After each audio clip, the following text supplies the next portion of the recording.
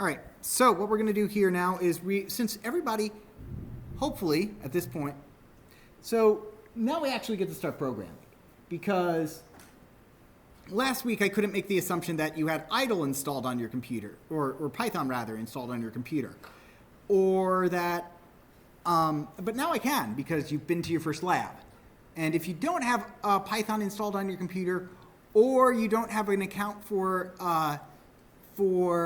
Runestone set up, or you can't use a Python, interpreter or write a Python program in some way, then it is critical that you see me and get that fixed, right? You want to make sure that you effectively can do Lab 1 now because it's very easy to fall behind in this course. There's generally a reason I dissuade students from joining this course, second week in, and it's because it becomes very hard to catch up, and becomes harder the more weeks we are in. So with that being said, I'm going to boot up idle, and feel free to follow along. Otherwise, I'm recording this, so if you miss a bit and I erase a bit, don't freak out because it's going to be right there in the recording for you to watch. Now, I like idle. I like it because it's minimalistic. I like it because it's very minimalistic, and it's simple, and it comes pre-installed with Python. Now, Python is not named after the snake, believe it or not, but instead named after Monty Python, the comic act. And then, as a result, idle is named after Eric Idle, also Python. So, just kind of, and definitely languages certainly have origins like this, but idle is very nice in terms of getting stuff done, and Python is a language that is meant to be easy to work with, and I really appreciate that. So the one thing I don't like about idle, though, as you may have discovered during your lab, is that essentially when you open it, it opens what effectively looks to you like the output window, and you may not realize this. This is what we call a REPL, REPL, which stands for Read, Evaluate, Print Loop. Because what it does is that it's going to read a value, or read an expression like 2 plus 2. It will evaluate it when I hit enter. Then it will print it, which it did pretty much instantaneously, and then it will just keep doing that and again and again. This is useful for interrogating a program you write about different things. It's useful for debugging purposes. So for most cases, when we're writing a program, we in fact will go to, so this will be used, I'll use this when I need to do short little things to kind of show you very quickly. But for the most part, when I write a Python script or Python program, I'll be doing this. I'll be opening it in a new file by hitting new, or, file and then new file, or hitting Command N or Control N. Command N if you're using a Mac, and Control N if you're using anything else. So, over here. Now I'm going to save this file just simply so I have it, and I'm going to save it somewhere useful. Documents. Get a classroom. Intro. Lecture 3. Okay, so Python at this point for you is effectively going to be an extremely powerful calculator. And that's what a few things we're going to go over today with regards to how to use that. But also, it's powerful because you can use variables a lot more naturally than you can on like a TI-83 or something like that. So Python involves operating on different types. Now, there's all sorts of types, but for right now, we're focusing on the most basic of types. The first type we have is the first two types we have deal with numbers. Specifically, we deal with integers and floats. Integers are those nice numbers you like, and if you remember your algebra or pre-algebra or pre-college algebra or college algebra or whatever course you need to take, an integer is just are just whole numbers. Then they can be positive or negative or zero, right? So they're the numbers you've been working with basically the entire time, right? 5 is an integer, negative 2 is an integer, so 5 plus negative 2 is equal to 3. Integer plus integer equals integer. Python is nice, though, because it follows a very mathematical definition of an integer, in the sense that, like, in other programming languages, you might have to worry about an int is a 32-bit number, meaning that it can only hold up to 2 billion, to positive 2 billion or negative 2 billion. No, approximately. Don't need to do that for Python. Python does not care how big your ints are. It will be more than happy to add them together, right? It's gonna, so Python is just more than happy to take two numbers, add them together, and that's it. It doesn't care how big your integers are. Your integers do exactly what you'd expect integers to do. You can add them, you can subtract them, you can multiply them, and then do another operation if you so choose, right? 4 times 3 is 12, minus 2 is 10. And again, the math is, any math that you experience in this class falls under one of two categories. Math you won't require a calculator for, or a trick question. Got it? Math you won't require, so it's one of those two categories. Yes? What happens when you start To getting E, that's floating point numbers, but integers just really don't care. Do you get what I mean? Floating point numbers? I was saying there's, like, I remember last year I did something with So floating point numbers can deal with scientific notation because they are based off of an IEEE format. Specifically, floating points are actually this, like, very cleverly done floating point notation. Only the exponent, only it's done in powers of 2 rather than powers of 10. So you get so that's why, sorry, I'm going to way too much detail. Floating point numbers deal with the E notation, and you get that when when you get really, really big numbers. Normally, you don't have to worry about it. Oh yeah, totally. Python can totally handle an, I think, what is it, 10e to 10? Yeah, Python handles that no problem. It's just under floating point numbers. So let me finish with integers, okay? Integers, so you can add, subtract, and you can divide. The only kind of pitfall is that division does something different. Division, 6 divided by 7, that's not going to give you an integer, obviously, because 6 isn't cleanly divisible by 7, right?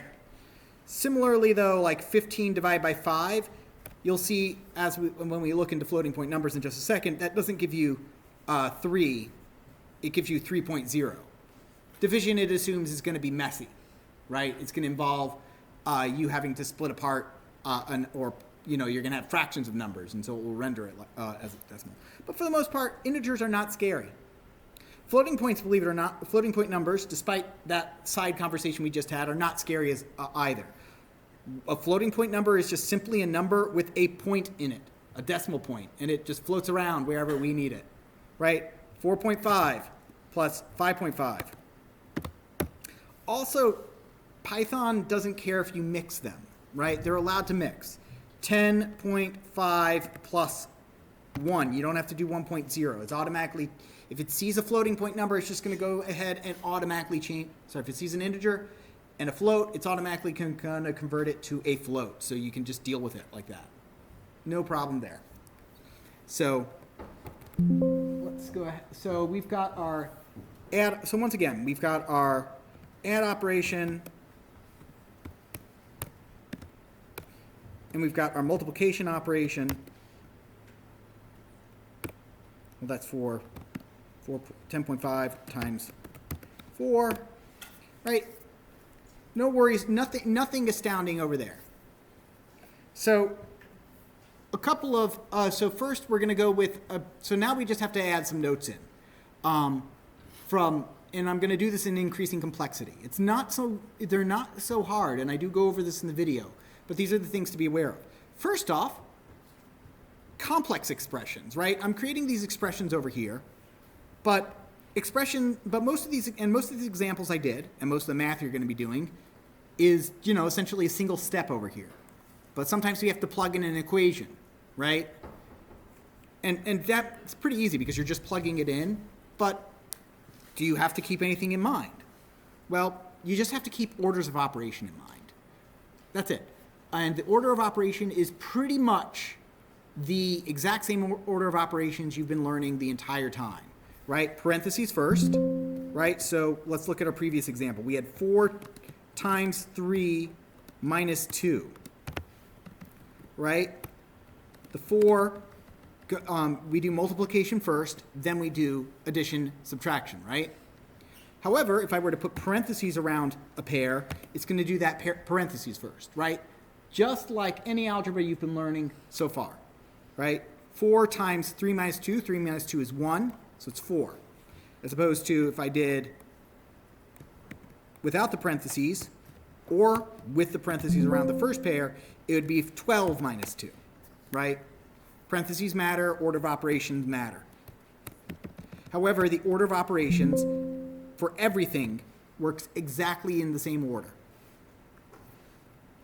I'm going to just simply leave it off this time. Okay.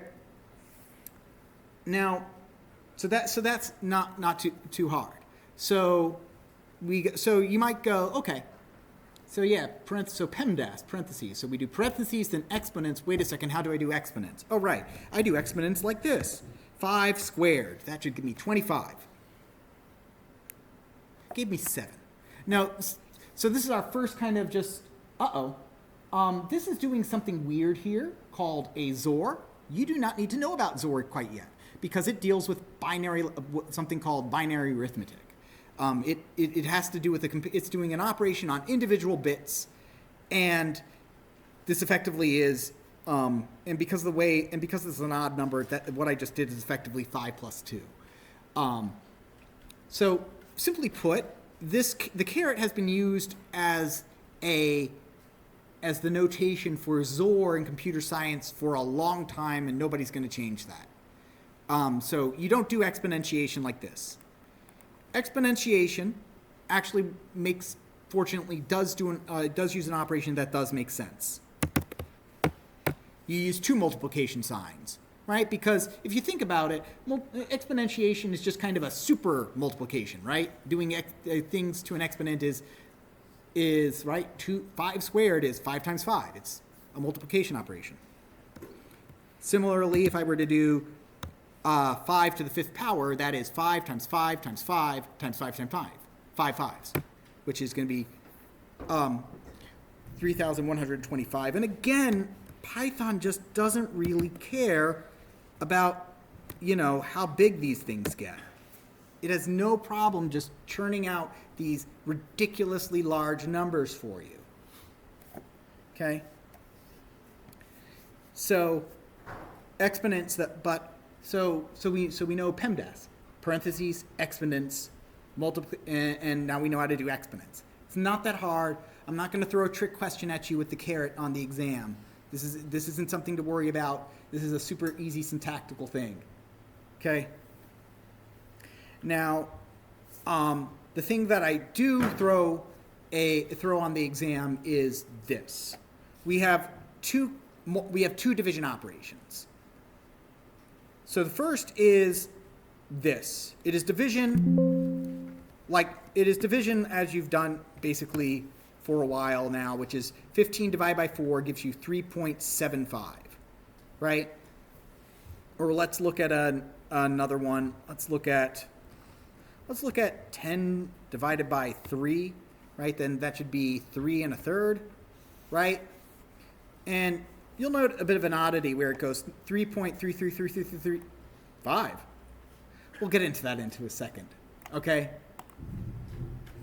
So 10 divided by 3. But basically, doing a single division, even if you're doing integers, gives you a floating point number. If, however, you want... This is actually something that Python does correctly, in my opinion, because in other programming languages, it won't give you that. An integer divided by an integer gives you a integer in most other programming languages. So you'd get 3 instead of 3.33. But Python tries to operate on what we call the principle of least surprise. It tries to do the least surprising thing to you. The least surprising thing for new students is if you do division and you divide 2 numbers and they can't go cleanly into each other, you're going to get the decimals as part of it. However, it's very useful sometimes to be able to do, okay, integer divide by integer gives me integer. And so if you use two division signs, you get that. The only difference is that when you use two divisions, you cut off the floating point number, right? So 20 divided by 7, right? 20 so think about it for a second. Just think about your about learning long division all the way back when, right? 7 times 2 is 14. 14 goes into 20. So you have 2. So you have 2 as the quotient, and then you'd have a remainder of 6, right? So 20 divided by 7 will give you the decimal point, which is rather difficult to calculate by hand. But using this double divide notation brings you back to what I call 4th grade math, where you just care about the quotient, okay? Similarly, right, 45 divided by 8, 46 divided by 8, 40 divide 8, 40 divide, and now let's go back to our original, 40 divided by 8 gives us 5.625. If there's any remainder, divide just simply gives you the quotient, ignores the remainder. Makes sense to everybody? Yes. So, what format should we expect the questions to be exam? So on the exam, when we get closer to week 5 or 6, I'll expect this, but there will be a few, for the exam for this kind of thing, I typically ask you, here's an expression, please evaluate it, multiple choice kind of thing. So which of the following does this evaluate to? It's just simply you want to know the difference between divide, and divide. Okay? Typically, though, in most cases, this isn't going to really matter. And most cases, you can get away with just using divide, the single division symbol. There's cases where doing the double division is useful. That case specifically is when we're doing some interesting numerical operations, because, as you'll learn later, dividing by 10 and just and just only caring about the quotient, this operation effectively translates to toss out the right digit, the rightmost digit. See, this just deleted the 8 in 5, 6, 7, 8. It tossed out the rightmost digit. And so if you're trying to get rid of the rightmost digit, this is like the most efficient way to do it, which can be very useful for some kind of problems. Okay. Last but not least, for division, I kind of lied. We have 3 division operators. This one, though, right, I was talking about how, when we have when we do division, long division, right, I was doing 20 divided by 7, right, and I said our answer was 2 remainder 6, right? So divide, let's go ahead and change our color. So divide gave us this. But sometimes in math, it's very useful to get that remainder. So we have a different operation to get this remainder. Now there's a whole nice fancy formal and advanced mathematics about this that we honestly don't care about. It's honestly easiest for you to remember this operation as, this gets me the remainder. And that is the modulo symbol for modulo arithmetic. Again, it deals with all this fancy maths, and a lot of times in other places you'll see it written out as mod. In computer science, we just use the percentage sign. So let's go ahead and see what that does, right? I said that 20 divided by 7, divide 7 gives us 2 out of the 2 remainder 6. 20 mod 7 gives us the remainder. Make sense? This gives us the remainder. The remainder was 6. This is useful in a number of ways.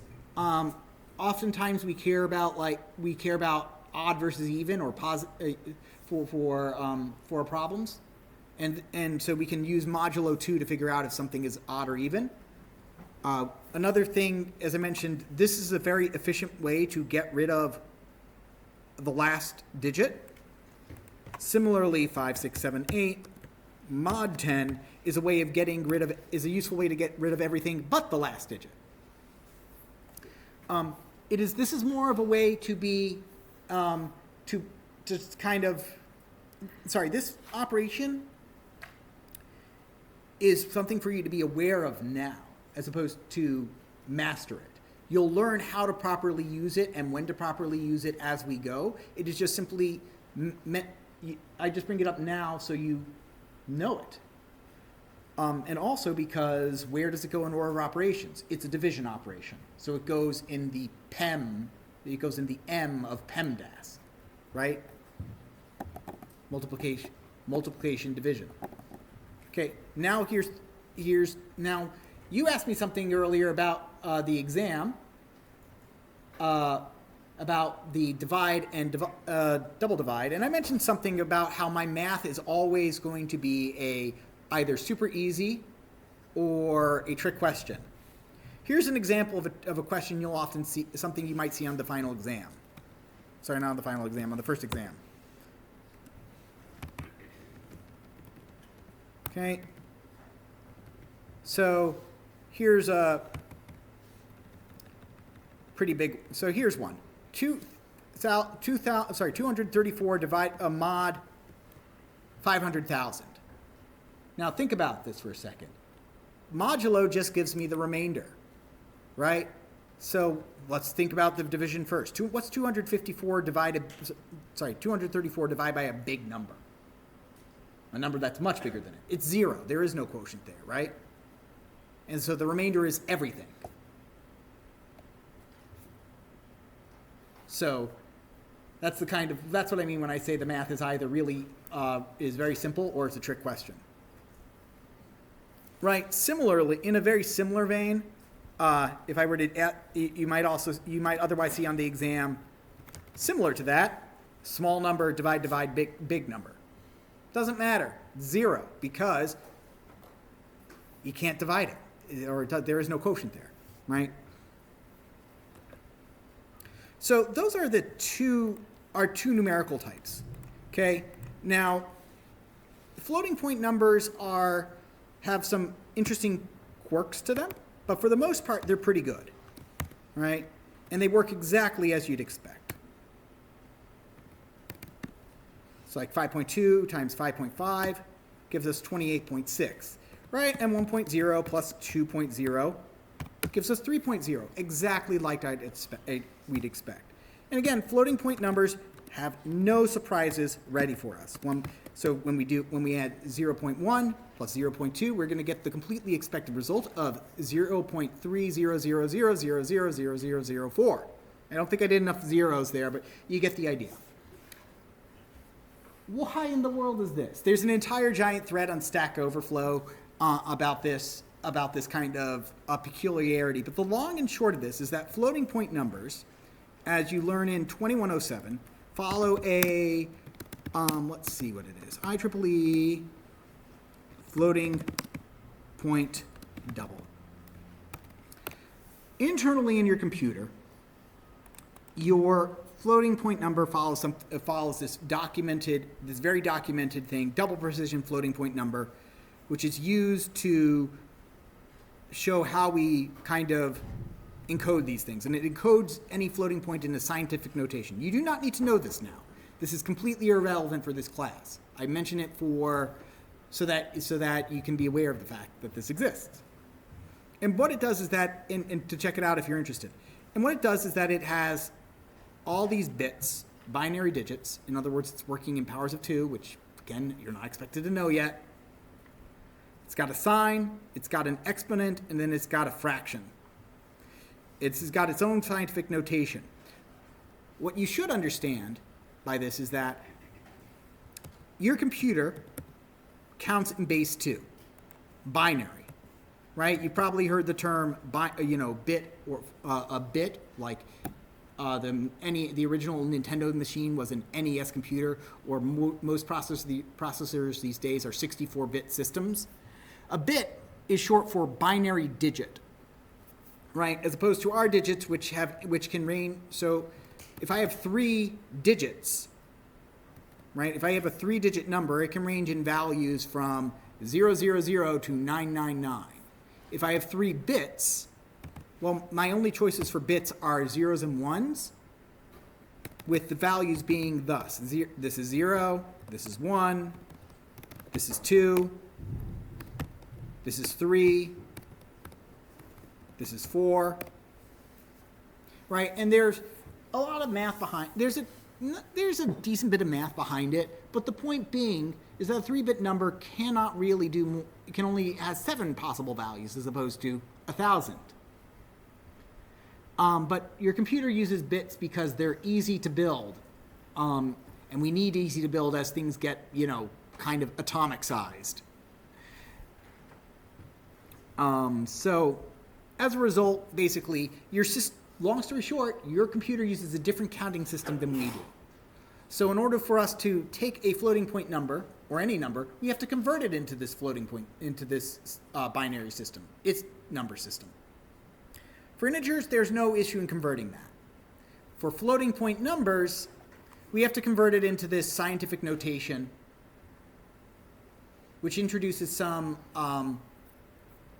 quirks. Just in the same way that how you cannot properly render 1/3 as a decimal point number, right? As a decimal number, 0.3333 repeated. Your computer sometimes has issues converting numbers in base 10 into base 2 and back again. That can lead to some issues. Which is why you get things like this. So long story short, on the second assignment, if you see something like 98.6, okay, that was weird. 98.6 something something something as a result, it's not something to worry about. Floating point numbers have their quirks sometimes. They have rounding errors, in other words, and that's what that is. All right. So in my first lecture, I mentioned about how Ada Lovelace said, hey, computers can do something about, could possibly do operations on things other than numbers. And for our first other than numbers, we have something called the string. Now you've been working with strings so far. Strings are essentially our letters.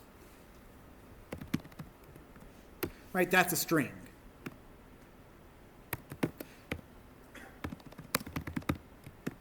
That's a string as well. You can use either single quotes or double quotes for strings. Python doesn't care. If you're coming from a separate programming language, that might seem as blasphemy, but Python said there's no real reason to have something separate for one letter versus a whole bunch of letters. It's a string of text. So we call these strings.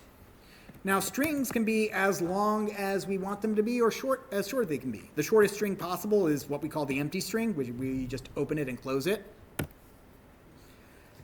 It can be pages upon pages long. You can read an entire text file into a string, no problem.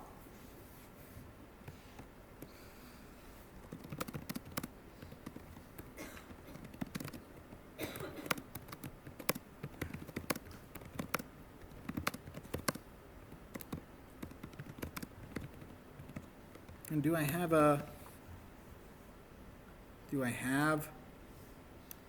install a separate keyboard on here? I do not think I did. Oh well.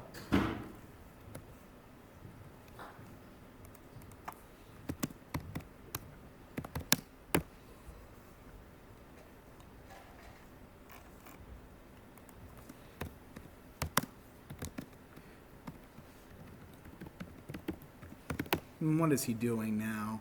Emoticons, that's it. Sure.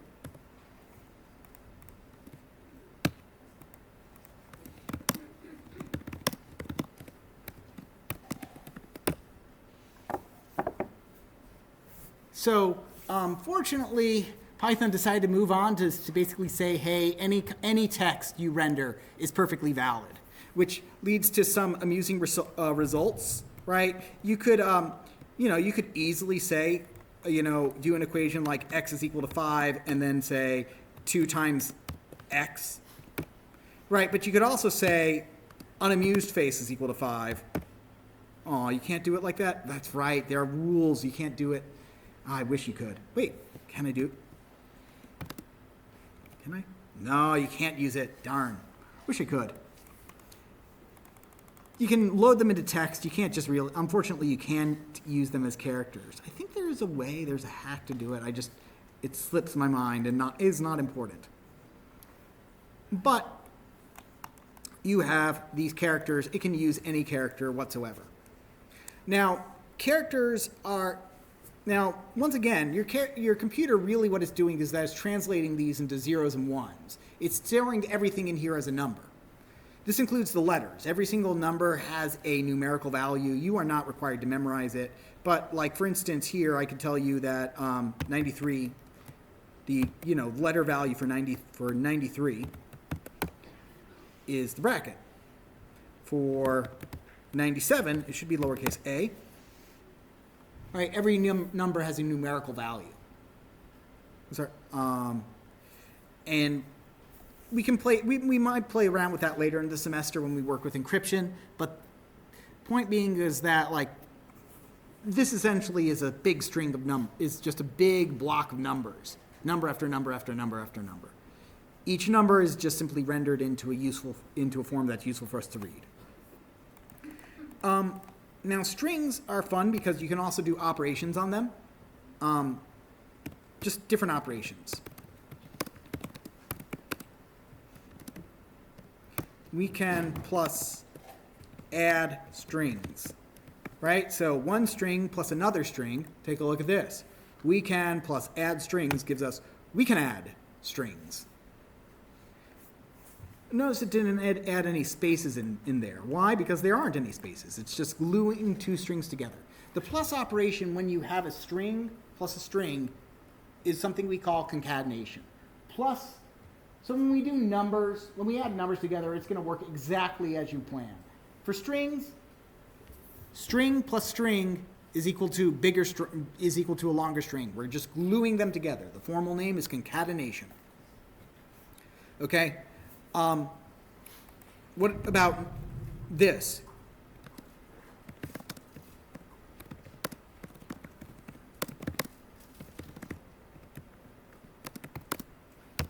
We can add numbers and strings plus 7. No, you cannot. Strings can this is an error message, and if we read it, it says you can only concatenate string, not int, to string. Saying, hey, strings only add to other strings because we glue them together. If you're adding a number, I have no idea what you want, so I'm not going to do it. So string plus string. And once again, fortunately, we can subtract strings. Let's go ahead and check that out, shall we? We can subtract. And fortunately for us, this gives us an error as well. There is no subtraction operation for strings. There's just addition. There's no division. So no subtraction, no division. There is a multiplication operation, but not, well, we'll get there in a second. Right? So let's go ahead and check out our next operation. I mentioned that if we tried dividing, that's not going to work. We try multiplying strings.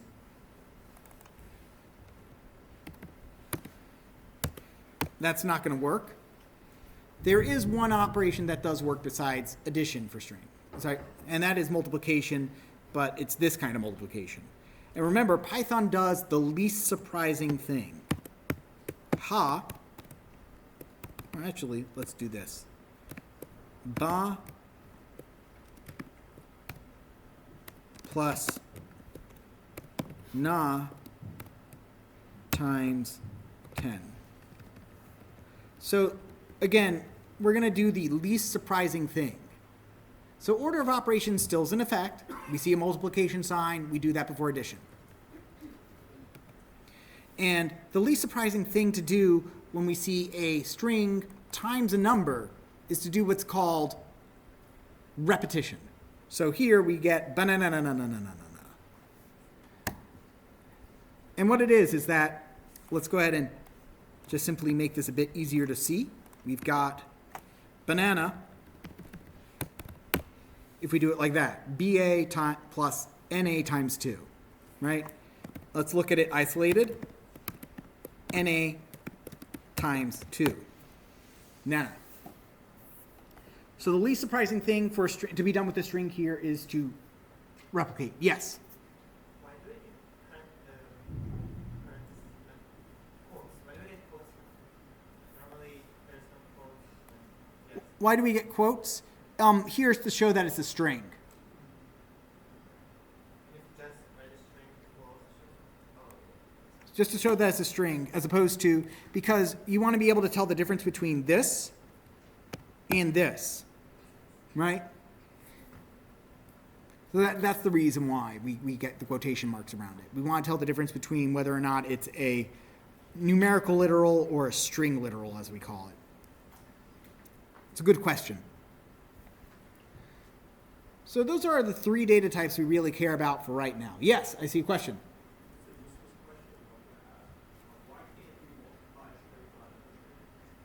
Because it has no idea what you would want to do with that.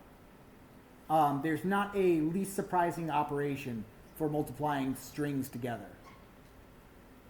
There's just not like doing this. You look at this and you say, "Oh, we get two nanas." So we get a 2 nas. That makes sense. Na times 10, we get a lot of nas. That makes sense. But BA times NA wouldn't necessarily give us anything that we could really innately understand without any additional instruction. So, with that, let's talk about variables. Okay? So, these types are great to play around with, but we want to be able to store them in, but oftentimes it's useful to store them in variables so that we can remember them. Now, the way we do that is with the assignment operator. So we can do something like x is equal to 5, as I was mentioning earlier. And what that does is that this stores the value 5 inside x. Okay? And then we can use, basically, anywhere we would want to use a 5, we could use x instead. X plus 1 would give us 6. X plus 2 is equal to 7, so on and so forth. All right. So variable names, though, generally when I try to veer away from using things like x because they're not very descriptive, like rather than using if you've taken physics, you might see v used as velocity, but why use v when you've got the ability to type it out a lot easier? Velocity is equal to 7.5, right? So velocity, and then we might say time, is equal to, let's say, 11. Velocity times time gives us 82.5. And you might do this as like, say, hey, we're traveling 7.5 meters per second. We're traveling for 11 seconds. How far did we travel? Very basic kinematics over there, 82.5. Right? So you can, and the nice thing about like being able to write programs like this is that we could totally, store something up and then run it. So let's say we can do something like, right? Let's go ahead and, so we might decide to do something like velocity. So we did the velocity equation, but let's go ahead and like now actually properly store this. Velocity is equal to, let's see, whatever, 50. Let's go with 50 meters per second. Time is equal to 72. And then we could, again, here's our equation, answer, or let's say, rather than going answer, we'll go, let's see, distance is equal to velocity times time, print. Now, when we're doing it in a script like this, right, I can run this, it'll run just fine, and then it won't print anything out because I didn't tell it to print anything out, right? So if I want an answer, I have to actually tell it to print out the distance. And it tells me, oh, traveled 3,600 units, whatever those units, because Python doesn't let you really put in units like that. It doesn't care. It's not the kind of operation it needs. If I want something different, I can just simply change it over here in the program and get a different answer. Or if we wanted to make it more interactive, we could do something like this. We could ask, hey, user, how far did you travel? So I could go, how fast, something like this. And then the user could input how fast, and we could see how far they would travel in 52 seconds. How fast? And I'm going to say we're going 100. Well, that's not the answer I was supposed to get, right? I mean, it was, because this is a contrived example. Any suggestions as to what happened here? Let's see. So one thing, so you've hopefully took a look at the input operation. Yes? Yeah, so it became a string. Exactly, right? What happened is that you may have taken a look at the input method from Lab 1. Input is very useful. It allows you to get user input from a program. So you can ask the user some questions like, how fast did you want to go? And then they can give you an answer, right? It's going to print out some answer, and then it's going to store it in velocity, right? And what happened here is I said, hey, give me an answer. Tell me how fast we were going. And I said 100. I said, okay, 100. Time is equal to 72. Python's like, cool, 100, got 100 here, 72 here. Then I'm going to do velocity times time. Okay, I can do that. I multiplied them together. What I forgot was, what I didn't realize though, is that input, right? If you're putting something, if it's asking for user input, what's that type? It's a string. Fortunately, there's ways to transform strings into floats, strings into integers, and anything. You can convert between those three types all you need to. And we do it like this.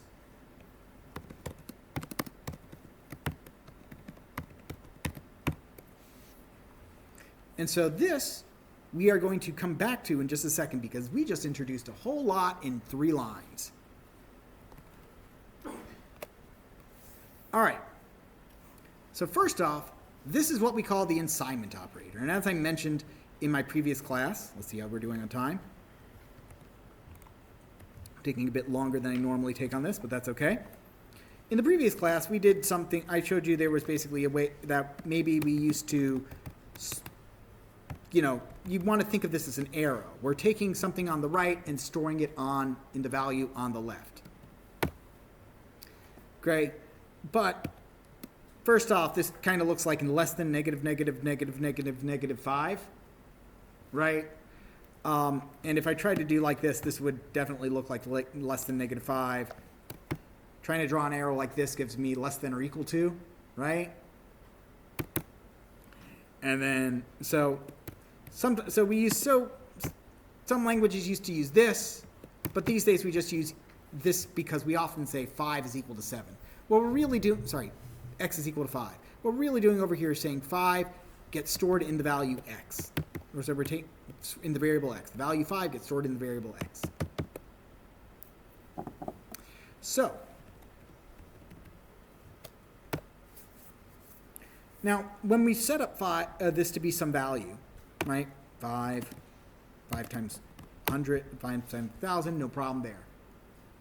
The key here is that this value is that what we're doing here is we're not creating a strong binding between two sides like we are in mathematics. Yes? You mentioned like variables and all of that.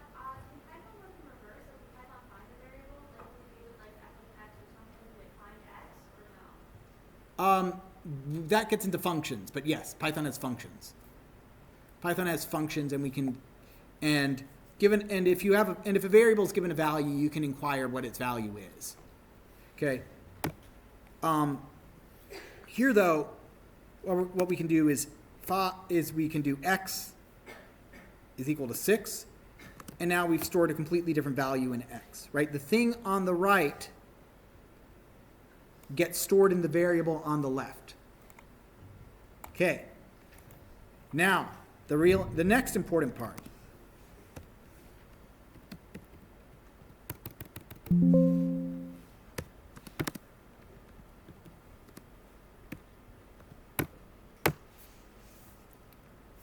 X is equal to 6. Y is equal to 6. X plus Y gives us 12, right? Because they're both 6. X is equal to 10. What is Y's value? It's not 10. It is 6. Why? Because I said it was a weak binding. We are taking the assignment operation works like this. We take the thing on the right and we store it on the box in the left. Right? We've got a little box here labeled X and we're storing 6 in it. We've got a little box labeled Y. We open up our box our box labeled X over here. What's inside? It's a 6 stored in there. Let's go ahead and we can take a look at Runestone to kind of get a nice look at this. And this is part of the reason why I love Runestone. Not Module 2 overview, but over here. We go over here.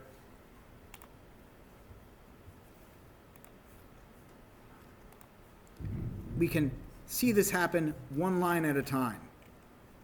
So here, what we're going to do is we are going to do X is equal to 5. Y is equal to X. X is equal to 10. Print X, comma, Y, which will print out our two values. And if we save and run this, right, show in code lens, we can see what happens line by line, which is very useful. So we have X, we store 5 in that. Y, we take the value that's inside X and store it in Y. X is equal to 10. That changes what's in X. It doesn't change with what's in Y because what we're doing is we're taking the value stored in here and storing it in here. We're copying it over. So that's kind of the biggest idea of what to get there. And now, what does that have to do with this? Now over here, as I mentioned, we have this integer operator, which I'm going to go over very quickly. Oh, we've got plenty of time. Int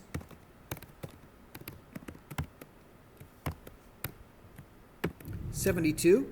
Given anything like a string, integer turns it in, says, is that possible to turn it into an integer? If so, do so, right? So if you type in, so here if I say input how fast, and I put in a number, and I'm going to take this string, I input a number, but it's going to be a string. I take that string, I store it in velocity.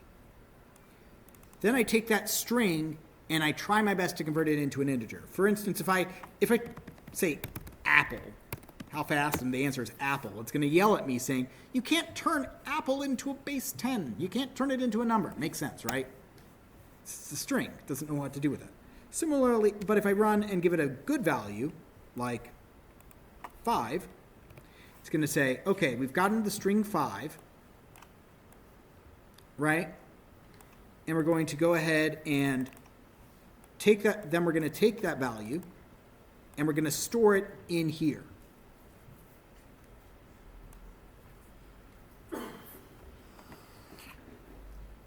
And then we're going to go ahead and say, and then we're going to set time is equal to 72. We're going to take that 5, which was the translated 5, and multiply by time, well, whatever the value is that I put in, and get our answer. So the final thing I'm going to leave you with before our exercise, because we are going to do an exercise today, is that leads us to possibly the most confusing statement for us, but the most important one for you to know from today. A very common operation we're going to see in Python, and again, you want to watch the videos, is this. X is equal to 5, right? X is equal to X plus 1. This is nonsense in mathematics, right? X is equal to X plus 1. We often see like troll mathematics on like whatever social media we're seeing that basically says, and I've just proven that all math is broken, right? Where some fundamental misstep is made. But in computer science, this is a perfectly reasonable statement. Why? Because we're not doing equality. We're saying the thing on the left gets stored, the thing on the right gets stored in the box on the left. 5 gets stored in X. Then we do 5 plus 1, right? We do X plus 1. It says, what is in X? It's 5 plus 1 gives us 6. We're going to take this 6, it doesn't matter where it came from, but we're going to take this evaluated expression, this 6, and we're going to store it in x, overriding the previous value. So that's why we can do this. This is a very common operation, and we'll see it over the next couple of days. This is enough knowledge for you to work on your homework now, but let's go ahead and now tackle it in maybe a bit more of a fun kind of way to do. Okay, so what I want you to do is go to your textbook. You can either go to runestone.academy and go to the table of contents and scroll all the way down, or you can go to Module 2 on Canvas and you can click on this link. And we'll give it about 15 seconds for you to go either way. So either runestone.academy, log in, scroll all the way down, or click on that link. And what we're going to do is we're going to go specifically into Project 2.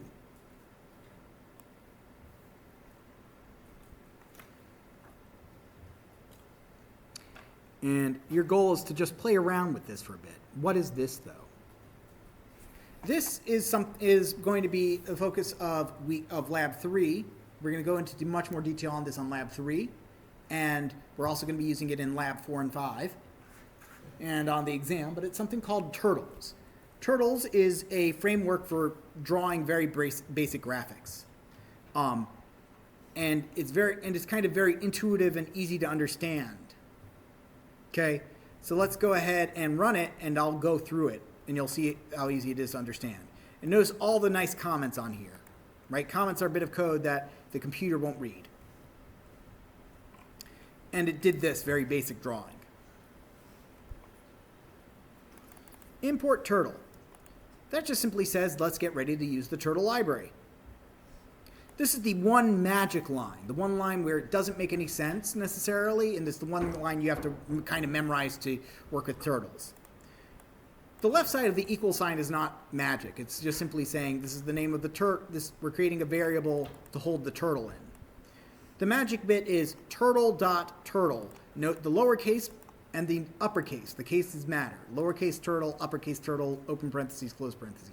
That is the magic line you have to memorize. I'm not explaining it right now because no explanation I give right now would make any sense. Just know that is the magic that this is the magic line you have to know for turtles. So then we can start doing stuff with the turtle. We can do stuff like set his color equal to green. If we didn't do that, by default, his color is black. Of course, we could do other things than green. We could set red. We can also, as you'll see later, we could also take this line and move it somewhere else, right? We could move it right here near the end, and we'll see that it changes color near the end, okay? The point being is that we've got this turtle, we've got this color operation. Now, most of what we do with the turtle is actually fairly straightforward. It is done with the forward operation. The way the turtle works is, imagine we're looking at a turtle from a bird's eye view. In fact, let's go ahead and do that. My turtle dot shape, I believe it's shape, is equal to turtle. Yeah, see? Imagine when you're looking at a turtle from a bird's eye view, and this turtle is on just a giant sheet of paper. That turtle has a tail, and attached to his little tail is a little pen. And as he moves, he drags that pen along on the ground, and he draws it. That is the entire turtle paradigm. It was designed for children to learn how to program in a language called Logos, and this has well outlived Logos. It is a fantastic paradigm because you can do some really fancy operations with it. So what you do to get this to draw stuff is you move the turtle. Remember how on the first week of lecture I said, hey, the only math you need to know is kind of the basic algebra, and you need to know the Euclidean plane, the 2D plane? This is the 2D plane. This location is 0, 0 on it. It starts out at 0, 0 in the center. He's literally on a 2D graph without the grid. So if you wanted to, I could send him to specific directions. using a operation called goto. We typically don't do goto, but you can, right? I could send him to 100, negative 100. That's 100 in the x direction, negative 100 in the y direction, and he goes there. And he just drags that pen along with him. Cool. You don't need that. Most of the time, you're just going to be moving him forward. Okay? You move him forward, he's going to drag that line. If you don't want him to drag that line, you do turtle.up, which doesn't make him go up. He only goes forward. He only goes forward and backwards. Right? Up tells him to lift his tail up. So, as you'll see right now, if we do forward and then up and then forward again, we get a bit of line that he draws and then a bit of line that he doesn't draw. Now, how do we get him to actually, like, how can we steer him any better? Yes, we can. And the answer is we can tell him to go left and right. Left and right doesn't tell him to, to go left or right, like this. It doesn't tell him to do this. It tells him to spin left and right. Left and right in this case are a certain number. Here the number was pixels to move forward. To when you're turning, again, the least surprising thing, it's the angle. Here we're telling him to turn at a 90-degree angle to the right. And you can see that he was, by default, the turtle starts facing to the east, and now 90 degrees right, he's facing to the south. Now, right now, we told him to lift his tail up so that he wouldn't draw. We'd like him to draw again. We can do turtle dot, my turtle dot down to do that, and my turtle dot backwards to move backwards, right? Typically, we don't move backwards. He'll typically move forward. But this is the turtle. Now, there's a lot of nifty stuff you can do with turtle. In fact, the culmination of most of the stuff we learn in this class is Project 7, where we build a hurricane tracker using turtle, where we literally, are given the Gulf of Mexico and the path that the hurricane follows through it. And it's pretty nifty. You're given a data set and you graph the hurricane on that data set. It's a very nifty program. So you can do a lot with it. But for right now, your goal for the rest of the class is to use the above code, copy paste if you need to, use the above code, and play around with the turtle a bit as a kind of a good way to deal with the last 10 minutes or so of class. And I just want you to get started. I'm going to be walking around the room, making sure that everybody is at that point, and just at least getting it working. Lab 3 will deal with drawing more complicated things with the turtle, such as drawing a clock face with a turtle, drawing the Triforce from Zelda using a turtle. On the exam, I typically use you're not going to be dealing with anything more complicated than squares, because I don't want you to have to bring a protractor or something. So with that, I'm going to go ahead and stop recording, and I'm going to make my way around the room if you're having difficulties with this.